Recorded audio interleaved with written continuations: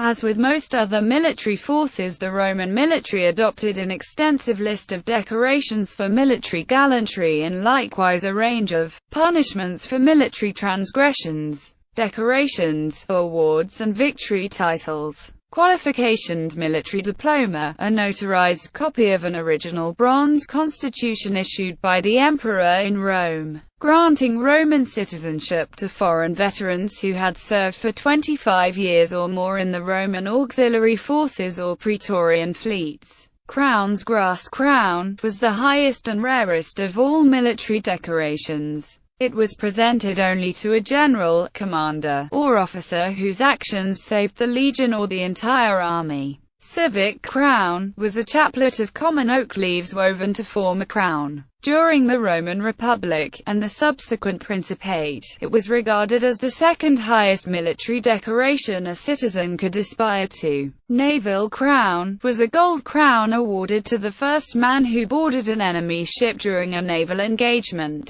In style, the crown was made of gold and surmounted with the beaks of ships. Gold crown, awarded to both centurions and apparently some principalists, for killing an enemy in single combat and holding the ground to the end of the battle. Battlement crowns, these were made of gold and decorated with the uprights of an entrenchment or turrets of a city. It was awarded to the first soldier or centurion to mount the wall or palisade of an enemy town or camp. Mural crown, also referred to as the walled crown, this was a golden crown, or circle of gold intended to resemble a battlement, bestowed upon the first soldier who climbed the wall of a besieged city and to successfully place the standard of the attacking army upon it. Camp crown, a golden crown which was ornamented with the palisades used in forming an entrenchment. Crown of the Preserver, awarded to those who have shielded and saved any of the citizens or allies. Polybius relates that the crown is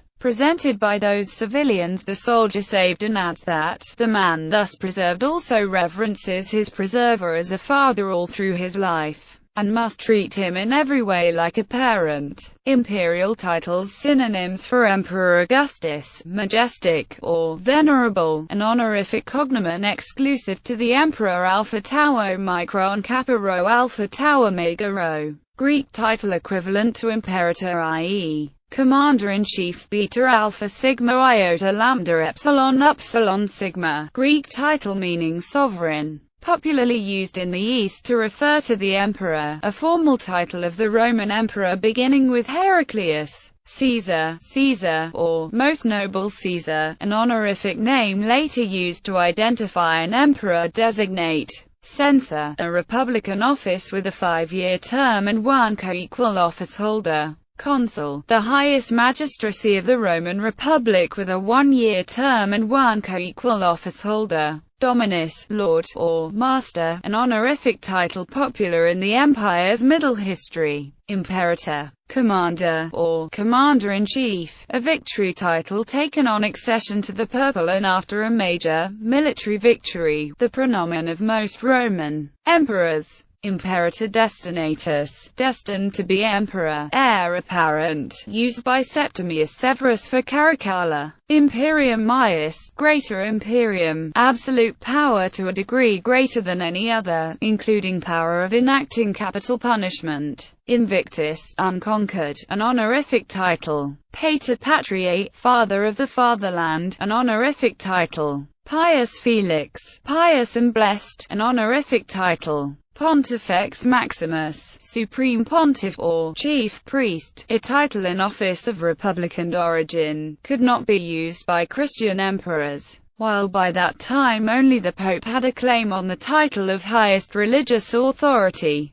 Princeps, first citizen, or leading citizen, an honorific title denoting the status of the emperor as first among equals. Princeps Iuventatis, first of youth, an honorific title awarded to a presumptive emperor. Designate. Princeps Senatus, first man of the Senate, a republican office with a 5-year term. Tribunicia potestas, tribunician power, the powers of a tribune of the people including sacrosanctity and the veto. Victory titles were treated as Latin cognomina and were usually the name of the enemy defeated by the commander. Hence, names like Africanus, Numidicus, Isauricus, Creticus, Gothicus, Germanicus and Parthicus, seemingly out of place for ardently patriotic Romans, are in fact expressions of Roman superiority over these peoples. The most famous grantee of Republican victory title was Publius Cornelius Scipio,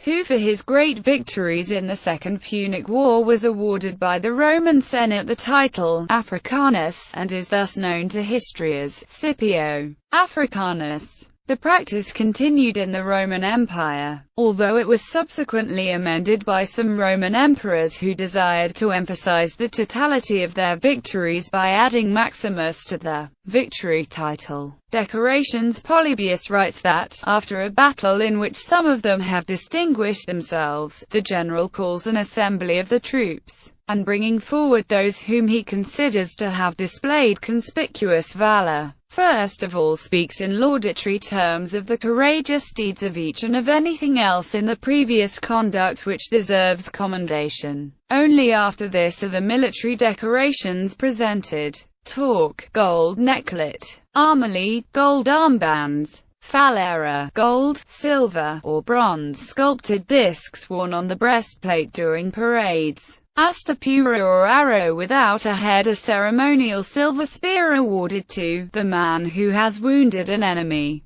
The use of this decoration is not clear. A small silver replica of a standard or flag, a cup presented to an infantryman who has slain and stripped an enemy, not in the normal melee of battle but voluntarily in single combat after throwing themselves into danger. Horse trappings, presented to a cavalryman who has slain and stripped an enemy, not in the normal melee of battle but voluntarily in single combat after throwing themselves into danger. Financial awards. Monetary bonuses, part of the loot and spoils after a conquest including slaves. Service awards. Missio Honor Star, honorable discharge. Imperial parades. Ovation, a less honored form of the Roman triumph. Ovations were granted when war was not declared between enemies on the level of states, when an enemy was considered basely inferior, and when the general conflict was resolved with little to no bloodshed or danger to the army itself. Triumph, a civil ceremony and religious rite of ancient Rome, held to publicly honor the military commander of a notably successful foreign war or campaign and to display the glories of Roman victory. Punishments.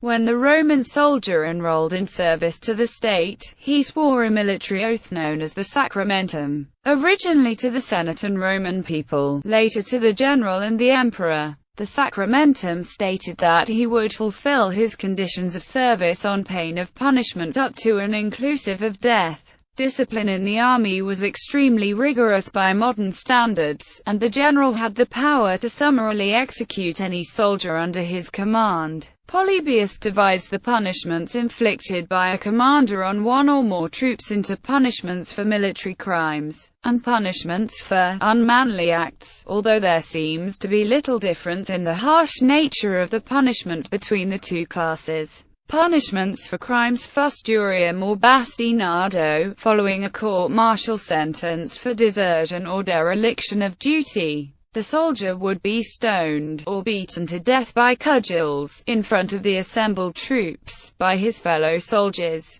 whose lives had been put in danger. Soldiers under sentence of fusturium who escaped were not pursued, but lived under sentence of banishment from Rome. Polybius writes that the fusturium is also inflicted on those who steal anything from the camp, on those who give false evidence, on young men who have abused the persons, and finally on anyone who has been punished thrice for the same fault. Pecuniaria, multa, fines or deductions from the pay allowance. Flogging in front of the century, cohort or legion. demanding sureties, including the retaking of the military oath known as the sacramentum. For treason or theft, the punishment would most probably be being placed in a sack of snakes and thrown into a nearby river or lake. Another punishment in the Roman military only applied to people involved in the prison system. This rule was that if a prisoner died due to the punishment inflicted by Roman legionaries, unless he was given the death penalty, then the leader of the troops would be given the same punishment. It would seem that in the later empire independent commanders were given considerable latitude in the crimes they chose to punish and the penalties they inflicted.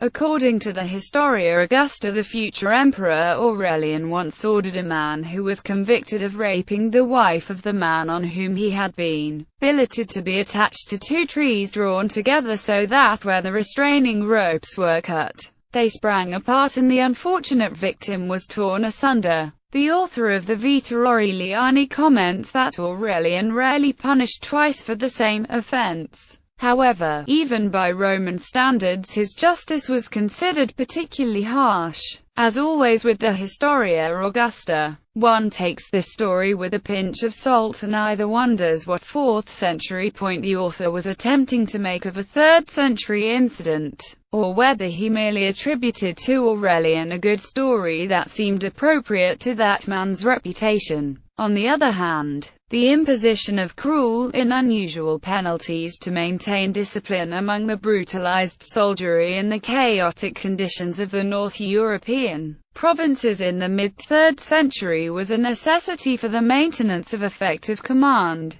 Punishments for unmanly acts, decimatia, a form of extreme military discipline used by officers in the Roman army to punish mutinous or cowardly soldiers in exceptional cases. A cohort selected for punishment by decimation was divided into groups of 10. Each group cast lots, and the soldier on whom the lot fell was executed by his 9 comrades, often by stoning or clubbing. The remaining soldiers were given rations of barley instead of wheat and forced to sleep outside of the Roman encampment. This punishment was forgotten over time since the early Republic, but the ancient punishment was resurrected by Marcus Crassus during the Spartacus Gladiator Rebellion in 72 BC, when 2 of his legions disobeyed his direct orders not to engage the enemy. As a result, they suffered a terrible defeat. Crassus's response to the disobedience was brutal. He assembled the 2 legions and pulled out every 10th man as he walked across the ranks. Each man who was pulled out was to be beaten to death by his preceding 9 comrades. Some scholars say that Julius Caesar joined these 2 legions to form his legendary Legio Tenequitata, according to Cassius Dio as retold by Matthew Denison.